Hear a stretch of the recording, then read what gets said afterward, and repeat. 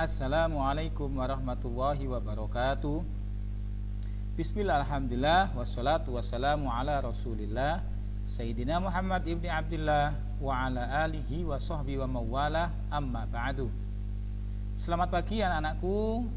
Semangat kembali bertemu dengan Pak Mutakin pada mata pelajaran pendidikan agama Islam dan budi pekerti untuk anak-anak kelas 8. Nah, anak-anak, pada pagi hari ini kita akan melanjutkan materi kita tentang mengonsumsi makanan dan minuman yang halal dan menjauhi yang haram. Namun sebelumnya, seperti biasa, mari kita berdoa kepada Allah Subhanahu wa taala, semoga diberikan ilmu yang bermanfaat, ilmu yang barokah, kemudian keluarga kita, teman-teman kita, orang tua kita, bapak ibu guru diberikan kesehatan dan panjang umur oleh Allah Subhanahu wa taala. Amin ya rabbal alamin. Bismillahirrahmanirrahim. Raditu billahi rabba wa bil islami dina wa bi Muhammadin nabiyya wa rasula. Rabbi zidni ilma warzuqni fahma waj'alni min ibadikas sholihin. Amin ya rabbal alamin. Anak-anak, sebelum kita mulai materi pada pagi hari ini, Pak Mutakin selalu mengingatkan kepada kalian untuk tetap mematuhi protokol kesehatan dengan melaksanakan 5M, yakni selalu memakai masker, kemudian mencuci tangan dengan sabun, yang ketiga menjaga jarak, yang keempat menghindari kerumunan, dan yang kelima mengurangi mobilitas, ya. Jangan keluar rumah kalau tidak ada kepentingan yang mendesak. Dalam rangka apa? Dalam rangka memutus penyebaran virus COVID-19. Semoga kita diberikan kesehatan oleh Allah, terhindar dari musibah dan bahaya. Amin ya rabbal alamin. Nah, kita langsung pada materi. Sekarang materinya adalah tentang makanan haram. Apa sih makanan haram itu? Makanan haram adalah makanan yang diharamkan oleh Allah Subhanahu wa taala atau diharamkan oleh syariat Islam. Yang salah satunya adalah semua makanan yang langsung dinyatakan haram di dalam Al-Qur'an. Contohnya surat Al-Maidah ayat 3. Bismillahirrahmanirrahim. Hurrimat alaikumul maitatu waddamu wa lahmul hinjiri wa ma uhilla li ghairillahi bih bihi wal munkhaniqatu wal mawquzatu wal mutaraddiyatu wan natihatu wa ma akalas sabu illa ma zakkaitum wa ma zubiha 'alan nusubi wa an tastaqsimu bil azlam zalikum fisq, yang artinya diharamkan bagimu memakan bangkai, darah, daging babi dan daging hewan yang disembelih bukan atas nama Allah, hewan yang mati tercekik, hewan yang mati dipukul, hewan yang mati jatuh atau hewan yang mati sebab ditanduk hewan lain, dan hewan yang mati diterkam binatang buas, kecuali yang sempat kamu sembelih. Dan diharamkan pula yang disembelih untuk berhala, dan diharamkan pula mengundi nasib dan azlam atau anak panah, karena itu adalah perbuatan fasik. Nah, atau kesimpulannya dari ayat tersebut, ada makanan yang dinyatakan haram. Yang pertama adalah bangkai. Apa itu bangkai? Bangkai iku cara jane batang. Batang iku apa? Batang yaiku semua binatang yang mati tanpa disembelih, itu namanya bangkai. Contoh, ya, kamu punya ayam, kemudian ayamnya ketabrak motor di jalan. Ketabrak motor, kemudian mati ayamnya. Aduh, eman rek, ayam iki katene tak buak kok eman. Ya, akhirnya wis dimasak aja. Nah, itu sudah menjadi bangkai. Atau kambing gara-gara mungkin makan daun singkong akhirnya mendem itu keracunan kemudian mati. Nah, daripada nanti membuang eman akhirnya dimasak. Nah, itu bangkai. Jadi bangkai termasuk bangkai apa menjadi haram, kecuali ayam kamu tadi ketabrak motor kemudian masih kejet-kejet, apa bahasa saya kejet-kejet itu, masih bisa tiktokan masih ada ambeannya. Nah, masih bernafas, kemudian kamu ambil pisau disembelih, bismillahirrahmanirrahim, begitu sudah sembelih kemudian mati. Nah, itu berarti boleh dimakan. Tapi kalau sudah koit, sudah kekok, tidak ada nafasnya, kok disembelih, ya sudah menjadi bangkai atau batang. Yang kedua, darah haram dimakan, diolah apapun tidak boleh. Yang ketiga, daging ibabe, ya, daging babi tidak boleh. Kenapa?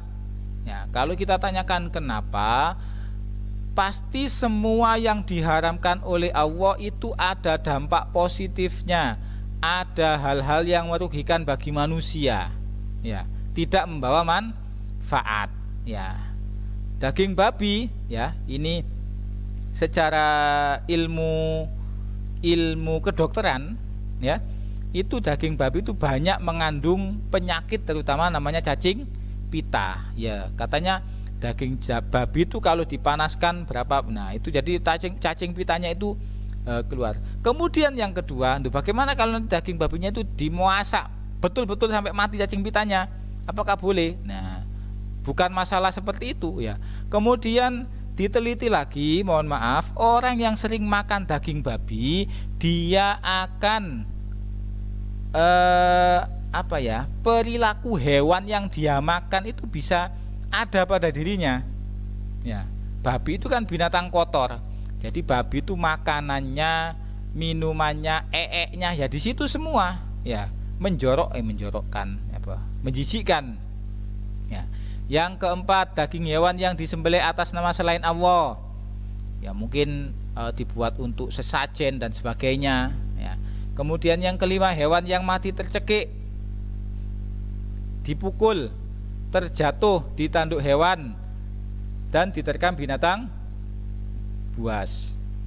Syaratnya tadi, jadi belum sempat mati kamu sembelih. Kalau sudah mati maka tidak boleh. Ya, hewan diterkam binatang buas, ada berburu memakai anjing, kemudian anjingnya ini makan bukan binatang buas, berarti anjing itu binatang terlatih, ya, mungkin menemukan sebuah kijang atau rusa yang sedang habis dimakan singa, ya, eman-eman dagingnya kemudian kamu masak, tidak boleh, ya. Kemudian hewan yang disembelih untuk berhala, nah tadi untuk sajen. Yang kedua yang diharamkan yaitu semua jenis makanan yang mendatangkan mudorot atau bahaya terhadap kesehatan badan, jiwa, akal, moral, dan akidah. Sebagaimana firman Allah surat Al-A'raf surat yang ke-7 ayat 33, Bismillahirrahmanirrahim. Qul innama harrama rabbiyal fawahisha ma zuhara minha wa ma batana wal isma wal baghya bighairil haqq. Yang artinya, katakanlah wahai Muhammad, Tuhanmu hanya mengharamkan segala perbuatan keji yang terlihat dan yang tersembunyi, perbuatan dosa dan perbuatan zalim tanpa alasan yang benar.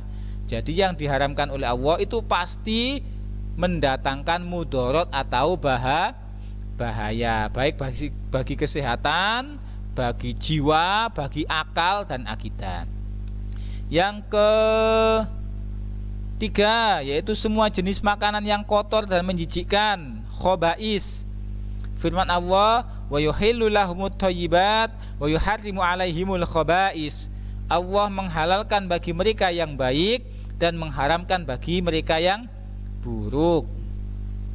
Kemudian makanan yang didapatkan secara batil, Contohnya apa? Nah, contohnya dengan menipu, ya. Ada pedagang menipu agar dagangannya laris, maka itu adalah makanannya haram.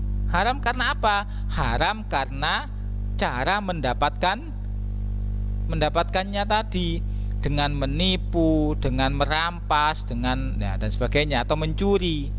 Ya. Kemudian minuman haram. Minuman haram yaitu minuman yang memabukkan atau khomer. Apa khomer itu? Kata Nabi Muhammad, kullu muskirin khomrun wa kullu muskirin haramun. Sesuatu yang memabukkan itu adalah khomer, dan setiap yang memabukkan adalah haram. Jadi khomer ini bersifat luas, bisa berbentuk minuman, bisa berbentuk serbuk, bisa berbentuk benda dan sebagainya. Ya, makanya yang termasuk khomer itu adalah mirasantika, minuman keras, dan narkotika. Ya, ada yang namanya narkoba, narkotik, dan obat-obat terlarang, nafza dan sebagainya. Ya, jadi khomer itu bentuknya ada yang serbuk kayak sabu-sabu, bentuknya ada yang cair seperti minuman keras, bentuknya ada yang pil seperti double L atau pil koplo, ya, leksotan dan sebagainya. Ada yang berbentuk benda yang dihisap seperti ganja, cimeng, apalagi.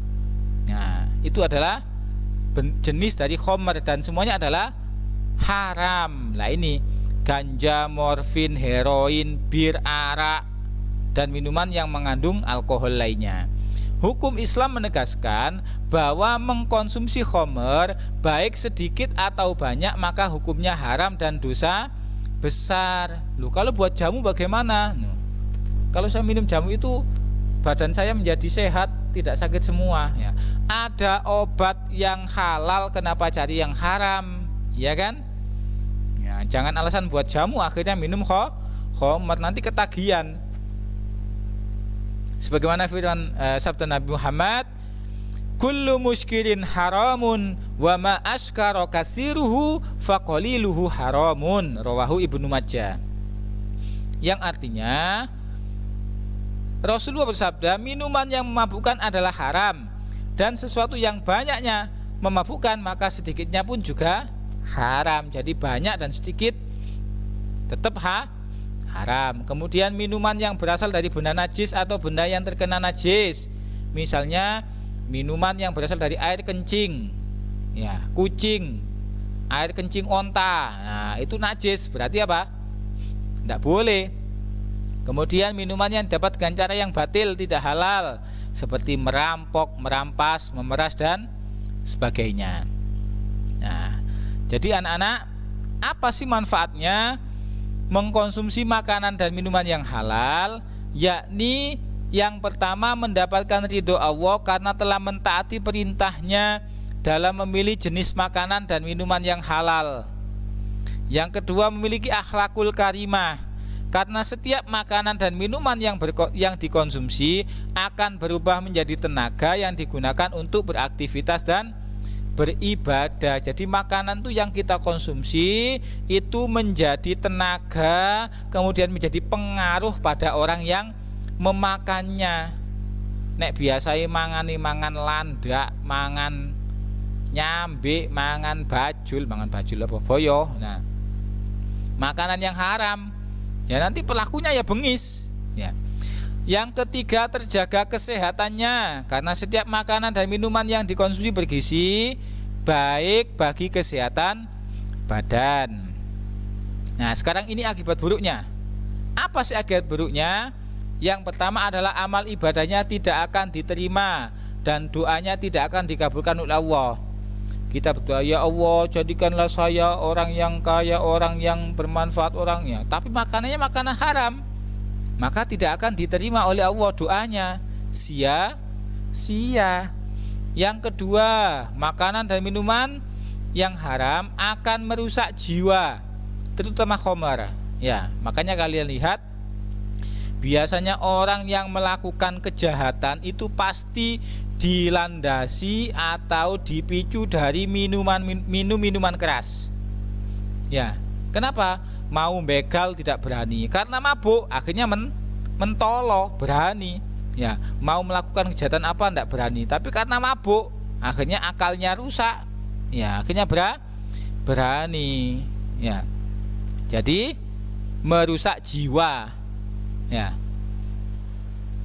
Kalau kalian mau minum minuman keras, boleh ada minuman keras yang halal.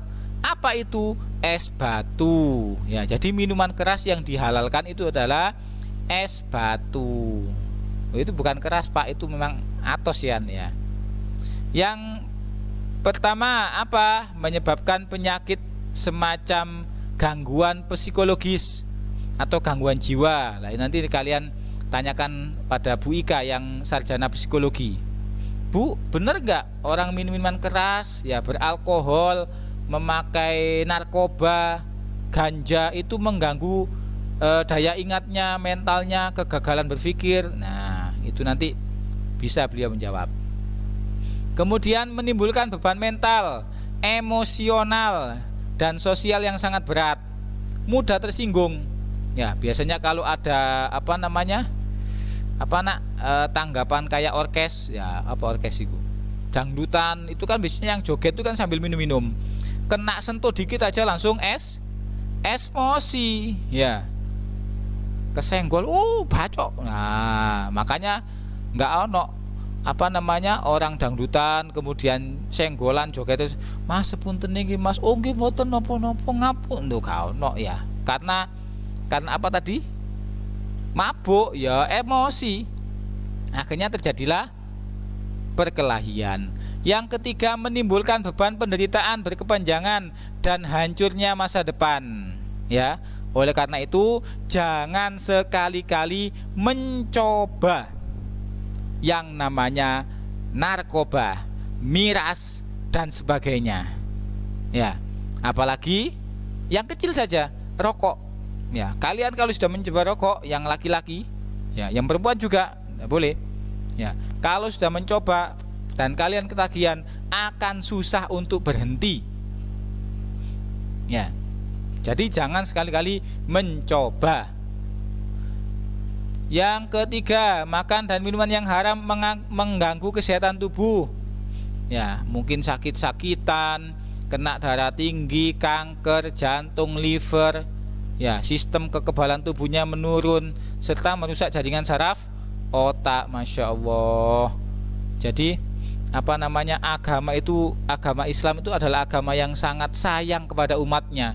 Makanya mengharamkan mengkonsumsi minuman yang berbahaya.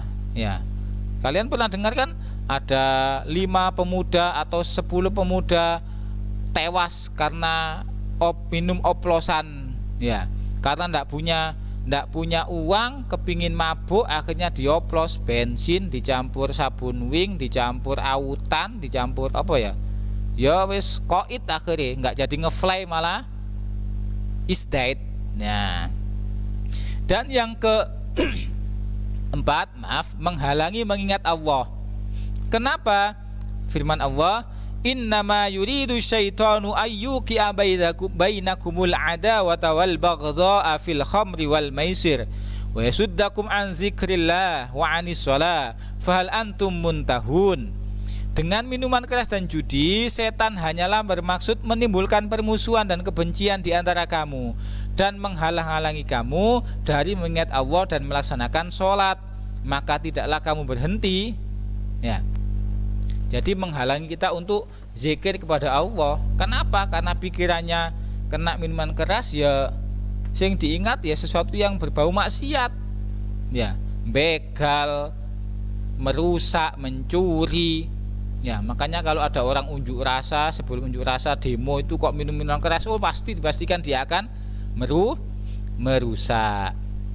Nah, anak-anak, ya, itu tadi adalah pembahasan kita tentang makanan dan minuman yang haram. Selain makanan yang haram tadi yang diharamkan oleh Allah, itu nanti ada kriterianya. Lebih jelasnya bisa kalian lihat di LKS. Yang seperti apa sih hewan yang diharamkan itu? Apakah makan anjing itu boleh? Karena di Al-Quran tidak ada. Ya, memang di Al-Quran tidak ada. Yang diharamkan tadi apa? Bangkai. Apa nak? daging babi, darah, ya anjing tidak ada, ya. Anjing diharamkan mungkin karena berkuku tajam, mungkin karena anjing ini termasuk hewan yang, nah ada nanti binatang buas yang harus dibunuh, ada termasuk binatang yang menjijikkan, ya. Oke. Demikian, semoga menjadi ilmu yang bermanfaat.